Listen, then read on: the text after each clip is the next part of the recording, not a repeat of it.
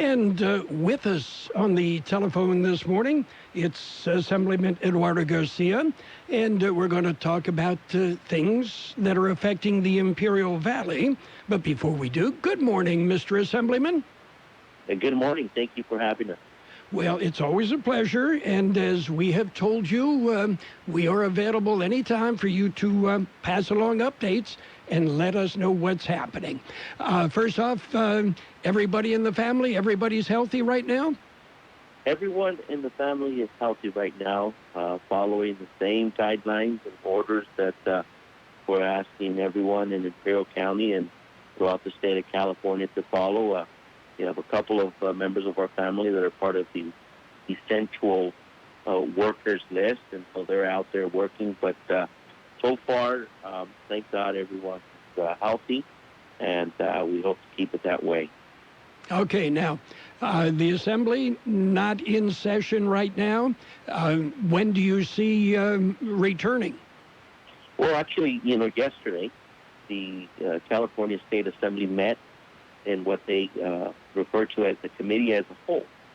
And what we had was an opportunity to ask questions to the Department of Finance, the governor's administration, and the particularly unique circumstance here is that that hasn't happened in like 25 years.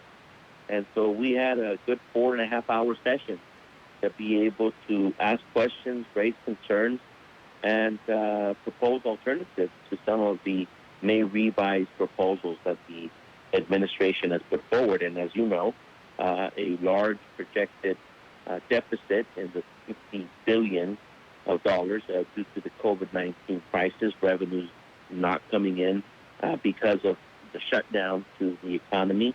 And we had a very, enlightening and at the same time informative discussion with the administration yesterday. And so we continue to move public policy during this time in our committees. And for that matter, we're still shooting for June 15th to pass a balanced budget to be able to make sure that California keeps the lights on. Okay, and a balanced budget, is that going to happen?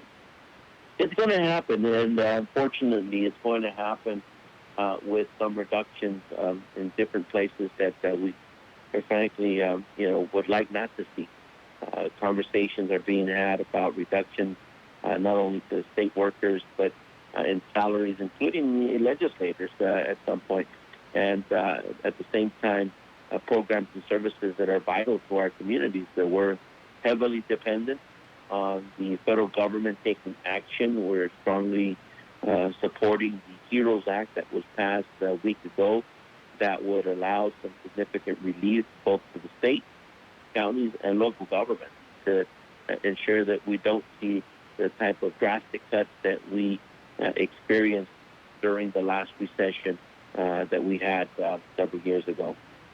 Okay, one of the issues that I know came up about 2 weeks ago, EPA set aside some money with regards to the cross-border contamination, sewage coming in from Mexico into the U.S., and the money that was earmarked all went to San Diego. What's the situation there? Well, the federal government, through the Environmental Protection Agency, is recommending that in their spending plan that they utilize $300 million from the United States Mexico-Canada agreement, that it all goes to one specific project, and that's the Tijuana River cleanup. We're disappointed in that recommendation, given that we know that we have cross-border contamination here in our own backyard. The New River has been a problem for decades, and quite frankly has not received the attention that it should and it could from the federal government. I'm really happy to announce that as of now, there is a commitment from the state of California. It's been in the budget since January. It was again in the May revise.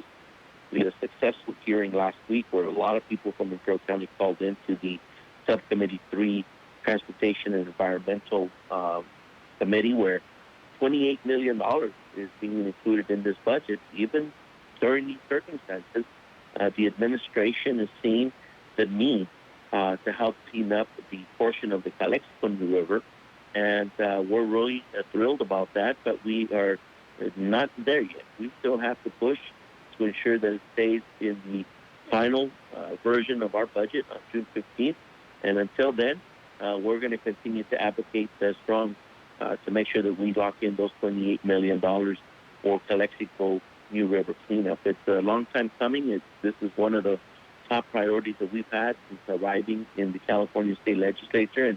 And if I was giving you an analogy, if we were going down the football field, we're going into the end zone. We're probably about at the 20, 30-yard line, and we still have some way to go, but it's looking pretty good. Okay, now let's talk Salton Sea. Again, this is a can that has been kicked down the road for about 40 years. Any progress there? There is. There's actually $19 million in the budget as well for Salton Sea engineering of some projects, the perimeter lake projects that both counties have agreed upon, Imperial County and Riverside County. Salton Sea Authority last week met to support what is being considered the North Lake Plan in Riverside County. And as many people know, majority of funding that's been directed and being allocated for additional Salton Sea habitat restoration projects are on the south end in Imperial County. And so we're seeing some progress on the mitigation projects that would try to keep air quality contained out in the Salton Sea on the southern part. Certainly a lot more work to be done there. But if you ask the folks from the Salton Sea Authority that is made up of the agencies both in Riverside and Imperial County, we've seen some minimal progress. Some attention has been paid to the issue, and we acknowledge the Brown administration on the way out, committing $220 million to the Salton Sea Management Plan. Prop 68 has allocated some of that money. We're waiting for that to make its way to the ground and see some of those projects get underway. So there is some attention being paid to the issue on the part of the state, and we're excited to see that an additional $19 million is also being considered in this budget. But again, not until June 15th will we know that if it actually stayed there and if we'll get the money to see some projects off the ground. Okay, now a particular sore point with many people in California is the bullet train. And it's already, twice what was projected to cost and nowhere near at the point of completion that was projected as well. What's happening with funding, financing, progress on the bullet train? So, one of the things that the governor did in his initial discussion with the California legislature upon being elected was he actually scaled down the high-speed rail project significantly. He added some oversight and accountability measures in place to keep a good handle on the investments that are going there. One thing to be mindful of is that the voters of California were the ones who gave the state direction on building this high-speed rail. It was an initiative that was put on the ballot, and the majority of the funding that is being allocated to the project is coming from the cap-and-trade proceeds, the greenhouse gas reduction fund. And so they're funds that are earmarked specifically for emission reduction types of investments. And so there's a lot of controversy over whether or not it's the bullet train to nowhere or to somewhere that's not in our area. But if you live in the Central Valley, if you live within the Merced counties in the Fresno area, Bakersfield, you know that it's a significant piece of infrastructure that's put a lot of people to work and that will be moving people to and from from the Central Valley. Not something that I'm a big fan of, partly because it has really no direct connection to our area, but nevertheless, it is a project that is still underway, scaled down significantly, and is funded by the cap-and-trade proceeds. We've been very fortunate enough to get some cap-and-trade dollars ourselves, where multifamily housing projects are being proposed to be built in Raleigh as well as in other parts of the district. And we've also gotten some money from the cap-and-trade proceeds to build some sustainable green spaces throughout the state as well as in our district. So one of the things that I was big on when I got to the legislature is how do we equitably distribute those cap-and-trade proceeds to communities like ours that could, one, improve emission reductions and air quality, and also create those co-benefits like the project in Brawley that will be building affordable housing units for the people in Imperial County. Okay, now Census 2020, any advice there? Yeah, I mean, look, I think now more than ever, it's critical that we push the issue of people registering for the census. You know, the way resources are distributed are by the amount of people that we have in our region. So in a COVID-19 era crisis that we've seen, you know, making sure that we're accounting for everyone is extremely important so that, again, resources for medical underserved population are making their way to our region. The majority of my assembly district from eastern Riverside County to the Blythe, Palo Verde communities in Imperial County are considered medically underserved communities. And so making sure that we're all counted means that we have a better shot at getting the resources we need to address the needs that we have on the ground. So I want to encourage everyone, if you haven't already, to make sure that you're registering and making yourself count here for the Census 2020. Okay, is there anything we missed? Well, look, you know, the last time we spoke, we had, I think, what was a modest number of COVID-19 numbers. I think we were at 195 confirmed cases with 131 active and about 59 recovered with 5 deaths, and that was in April, almost a month ago. Today we're at 1,300 confirmed cases. Close to 619 has continued to be active, and we now see we have 24 deaths. We want to continue to ask people if they can to stay home. We are opening up the economy to some segments of the business community, but we still have to be vigilant. We still have to cover our faces and practice physical distancing. And we also want to continue to promote the work that the county's doing. They're doing an excellent job in promoting testing that's taking place at the fairgrounds and, of course, at our 2 hospitals.